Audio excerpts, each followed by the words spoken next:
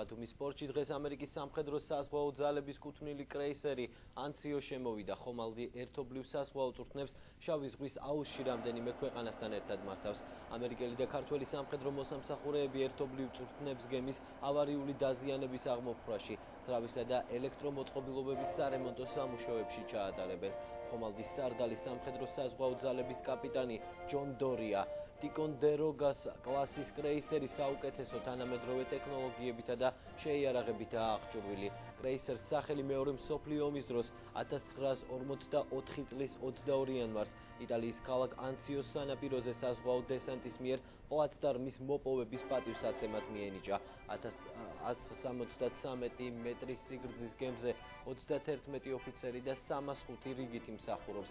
გემი ბათუმის საზღვაო აკვატორიაში 12 ივნისამდე დარჩება. ჩვენი ქვეყნის უსაფრთხოების თვალსაზრისით საკმაოდ მნიშვნელოვანია ამ ტიპის ვიზიტები. ამერიკა ჩვენი მეგობარი ქვეყანაა და ფაქტურად ეს შემოსვლები ამერიკული სამხედრო კომანდების ჩვენს აკვატორიაში არის ჩვენი მეგობრობის გამოხატულება.